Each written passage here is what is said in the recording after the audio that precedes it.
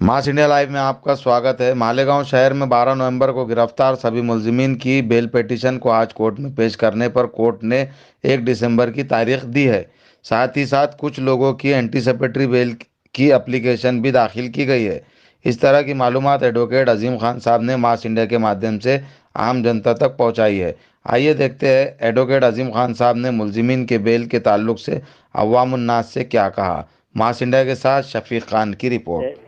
12 नवंबर को एक मालेगांव में ऐसा एक हादसा हुआ था जिसमें कुछ निर्दोष लोग और कुछ मुजरिम पकड़े गए थे। आज है 29 नवंबर। आइए जानते हैं वकील साहब से कि इसके आगे की कार्रवाई क्या हुई और कैसे हुई। देखिए, जितने भी सिटी पुलिस स्टेशन और आयशा नगर पुलिस स्टेशन ने कुल 5 एफआईआर रजिस्टर किए थे, जिसमें तमाम मुलजिमन को बार बार पीसीआर मिली। अभी तमाम मुलजिमन जो मैजिस्ट्रेट कस्टडी में है, तमाम लोगों की हमने जमानत एप्लीकेशन दाखिल की है सेशंस कोर्ट में, क्योंकि पुलिस ने 307, 395 फसाद, बलवा और दीगर सेक्शन 153 ऐसे सब कलम लगाए थे जो सेशन ट्रायबल है।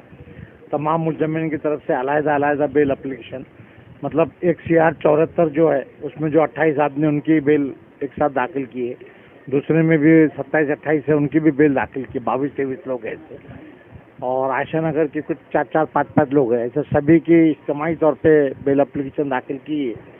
अदालत ने पुलिस का जमानत देने के बारे में क्या रोका, इसलिए उनका स्टे मांगा है और तमाम केसेस अभी 1 तारीख को रखे हुए हैं। लेकिन 1 तारीख को हो सकता है पुलिस शायद जवाब दाखिल करने के लिए वक्त मांग ले, और आमतौर पे 6 दिसंबर करीब आता है तो पुलिस उसका बहाना लेती है कि 6 दिसंबर है, हमको बंदोबस्त ज़्यादा रहता है या इन लोगों को मत छोड़ो। अगर पुलिस का ऐसा जवाब आता है और 6 दिसंबर की कोई तकरार लेते हैं तो हम लोग इंशाल्लाह बेल एप्लीकेशन की तारीख आगे बढ़ा लेंगे ताकि कोई रुकावट ना हो, और 6 तारीख के बाद में रख के फिर उसकी समाप्त करेंगे। अभी ऐसे हालात में कोई मुजरिम की ऐसी रिहाई हुई क्यों नहीं हुई सर? अभी तक तो किसी की रिहाई नहीं हुई। शुरू में 153 में अयाज हलचल के ऊपर जो सिर्फ 153 लगाया था, उनकी जमानत पर रिहाई हुई थी, और 2 मुलजिम की जमानत पर रिहाई हुई थी, लेकिन रिहाई होने के बाद में उन्हें 307 के केस में ट्रांसफर कर लिया गया था। तो इस तरह सिर्फ अयाज हलचल जो है वो जमानत के ऊपर है, बाकी तमाम मुजरिम अभी भी जेल की सोबतें बर्दाश्त कर रहे हैं। हर केस के पीछे एक गवाह रहता है। मालेगांव की जनता जानना चाहती है कि इसका गवाह कौन है। अब जहाँ तक केसेस में गवाहों का ताल्लुक है, तो अभी जब तक के चार्जशीट नहीं आएंगी कतई तौर पे हम नहीं बता सकते हैं। वजह ये कि देखिए, एक केस में कोई पुलिस कांस्टेबल है वो फिरियादी है, उनके केस है कि भी किसी एक आदमी ने उनकी जेब में हाथ डाला और पैसे निकाल लिया तो 395 लगाया। बाकी के कौन गवाह है वो जिस वक्त चार्जशीट आएगी पता चलेगा। दूसरी एक केस में पुलिस लोगों को जख्मी लगे तो इंस्पेक्टर भूसर वो फिरियादी है। तीसरे केस में शायद DSP मैडम साहिबा खुद भी है। तो अभी तक ये जो है, एक केस में खुद साफी जो अन्नू फीटर है उनको मारा गया था, मार लगा था, तो वो खुद भी फिरियादी है। लेकिन उनका कहना है कि मैंने सिर्फ 1 या 2 आदमी के नाम दिए थे, लेकिन पुलिस ने FIR में काफ़ी लोगों के नाम लिखी है। तो जब तक ये मुकम्मल चार्जशीट दाखिल नहीं होती, कौन कौन गवाह है, पंचनामे में कौन कौन है, क्या क्या जब्त किए, वो अभी इल्म नहीं होता है। सिर्फ रिमांड रिपोर्ट में भाई इतने मुलजिमिन को हमने गिरफ्तार किया और इतना सामान मिला, किसके पास से मिला, वो डिटेल देते हैं बस। तब यहाँ पे तो हथियार बोले तो पत्थर है। अब पत्थर तो आगरा रोड के पड़े हुए थे, वहाँ से जमा किए बताए। कुछ लोखंडी सल्ले वगैरह है, वो भी वो जो ब्रिज का काम चल रहा है वहाँ का है। तो ऐसा किसी ने निकाल के दिया, ऐसी अब तक रिपोर्ट नहीं आई। मगर हो सकता है पुलिस जब चार्जशीट दाखिल करती है तो उसमें बताती है, उनको बताना पड़ता है रिकवरी का। तो आमतौर पे जाली रिकवरी बताते हैं कि भाई एक मुलजिम ने जवाब दिया, हम उसको इधर उधर लेके गए, वहाँ छुपा कर रखा था, निकाल के दिया। ऐसे 27 के सीधा पंचनामा बताए जाते हैं। फिलहाल ये बात है तो जब चार्जशीट आएगी जब भी अपने को सफाई तौर पे पता चलेगा। जिस तरीके से रजा कम्युनिटी वालों के ऑफिस का ताला तोड़ा गया, बहुत जिल्लत के जरिए ताला तोड़ा गया और उसको इज्जत के साथ वहाँ ताला भी लगाया गया, तो इसके पीछे कौन गवाह है? जनाब, इसमें तो ऐसा है कि वो तमाम लोगों ने तस्वीर भी ली हैं। हम लोगों ने अदालत के सामने बोले कि भाई ठीक है, जो मुलजिमीन है आप उनको हिरासत में लो, मुकदमा चलाओ, लेकिन हमारे वहाँ भारत का कॉन्स्टिट्यूशन हर चीज़ कानून की रूप से होना चाहिए। ये जो हरकत यहाँ की पुलिस ने की थी वो जैसा बिहार और यूपी में हो रहा है वैसी हरकत की। रजा अकेडमी एक मजहबी अदारा है, हमेशा 6 दिसंबर या ऐसे मौके पे वो अपने लेते हैं। कोई क्रिमिनल रिकॉर्ड नहीं इन लोगों का। वहाँ पे मदरसे में बच्चियाँ पढ़ती हैं, और अगर इन्हें कोई चीज़ जमा करनी थी, सीजर पंजनामा करने की थी, वो नोटिस देती पुलिस, जो मुंतजिमीन है उसके, उनको नोटिस देती, आती, पंजनामा करती। रात के 2:30 बजे जैसे चोर लोग दरवाज़ा काटते हैं वैसे ताला तोड़ के लिए। इस ताल्लुक से हमारी बात भी, हम रिट पिटिशन भी दाखिल करने वाले थे, और अभी हमारी तैयारी चल रही है, क्योंकि पंजनामे में क्या क्या लेगा उसका आपको कोई मालूम नहीं। कल को ये पुलिस खुद अपना मवाद रख देगी, जैसे इन्होंने कश्मीर में किए हैं या और जगह किए हैं। डॉक्टर अखिल को जो किराए थे उनके घर पे बताया कि भाई ये मिला, वो मिला, ये इंजेक्शन मिले ऐसे, या और लोगों को लाओ जिहाद के कोई लेटर बता दिए, लाओ जिहाद कर रहे ये मिले बोले। मारा, चूँकि इनके वहाँ मजहबी किताब के अलावा ऐसी कोई चीज़ नहीं है जो जिसके ऊपर हाथ उठाया जा सकता है। कानून मजहबी किताबें है, कुरान शरीफ है, दूसरे हदीस की किताबें है, और तमाम ऐसी किताबें। ऐसा कोई नहीं है जिससे कि जो दूसरे के जज्बात मजरू हो या कुछ। मगर उन्हें क्या देखा, कंप्यूटर में कोई सीक्रेट तो नहीं है या कोई कॉन्स्पिरेसी तो नहीं है। अगर उन्हें सीजर पंजनामा भी करना था तो नोटिस देते और करते, और उसकी कॉपी दी जाती बाज़ाब्ता, जैसे एंटी करप्शन में होता है। बाज़ाब्ता कॉपी दी जाती कि घर में आपके इतने करोड़ लाख मिले, इतने मिले। अभी बता रहे जैसा पाइप में से मिले, कर्नाटक में इंजीनियर बता रहे, ये पाइप में भी पैसे है तो निकाल के बता रहे। तो बाज़ाब्ता पंजनामा लिखा जाता और उसकी कॉपी दी जाती। तो ये कहते थे ये कंप्यूटर है, कंप्यूटर में हमने ये चीज़ निकाले, डिस्क लेते हैं। बहरहाल वो हरकत गलत थी, और इसी वजह से 2 रोज़ के बाद में इन्होंने खामोशी से जाकर ताला दे दिए। लेकिन गांव के मामला बिगड़ना नहीं। और दूसरा ऐसा है कि केस दाखिल करने के पहले सीबीआई और जो आई भी है, इन्होंने क्लीन चिट दी रजा की मीटिंग को कि भाई हमने तफ्तीश की, फिरका वारियत पार्टी नहीं है, इनका कोई रोल नहीं है फसाद में। मेमोरेंडम देना एक जमहूरी मुल्क है, और अपना गुस्सा बताना तो खुद केजरीवाल तो हमेशा बैठते थे चीफ मिनिस्टर हो के, आज भी बैठते हैं वो धरने के ऊपर। वो तो खुद दिल्ली के चीफ मिनिस्टर, इसके बाद भी धरने पे बैठते हो।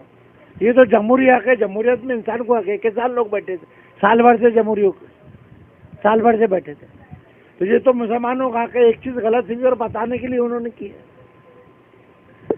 सर एक सवाल है आपसे, जैसे मालेगांव में सोशल वर्कर कुछ काम करता है और एक छोटी सी वीडियो क्लिप अपनी बना के छोड़ता है, एक सामाजिक काम बताता है, तो ऐसे लोग को उड़ाने की वजह क्या है? दरअसल इसमें क्या हुआ, देखिए कुछ लोगों ने उसके गलत माने निकाले हैं। वीडियो भी जो छोटी मोटी है उसको तोड़ मरोड़ करके पेश किया गया। जो भी बात हुई तो किस मामले से हुई वो मुकम्मल वीडियो बताना चाहिए। इन्होंने कुछ इख्तिबास लिए, कुछ नोटिंग ले लिए, और 153 में भड़काऊ बयान दिए। भड़काऊ बयान क्या गलत? कुछ लोगों ने कलमात बोले, तो कलमात है वो बोले, उसमें क्या नारे नहीं लगाते जय शिवाजी, ये नारे लगा के आदमी बोलता, तो एक अपना इजहार करने का तरीका है। तो कुछ अशार बोले गए। अभी मिसाल के तौर पे जिया मुस्कान है, उनकी तकरीर छोटी सी, कुछ उसमें बोले। अब ये जिया मुस्कान ने सारा मालेगांव का शहर गवा है, कोरोना में इतने हिंदू लोगों की उसने मैयत दफनाया है, दफनाए तो नहीं, जलाया गया है इनको, अंत्यविधि किया। कोई आते नहीं थे इनके रिश्तेदार, खुद पुलिस मानती है, पुलिस के साथ रहा, लोगों को मटाया किया, और बाद में सिर्फ तकरीर के बुनियाद पे। अब जाहिर है ये है तो कोई मुखालिफ ने इनकी तकरीर वहाँ व्हाट्सएप भेज दे कि साहब जिया मुस्कान ने ऐसी तकरीर किया, बस वो तकरीर के आधार उनको पकड़ लिए। लेकिन तकरीर किस इफ़ाम में बोली गई है, उसका मफहूम क्या था, वो नहीं देखते हुए बस तकरीर है, जज्बात भड़का दिए ऐसा करके लोगों को। ये देखिए जितने भी लोग पकड़े गए हैं मैक्सिमम जो ऐसे, जैसा रहमान शाह एक तकरीर किए बोल के, मुस्तकिम है उन्होंने तकरीर किए बोल के, और भी कई लोगों ने तकरीर किए बोल के, तो तकरीर किए वो लोग का इनकार कर रहे हैं।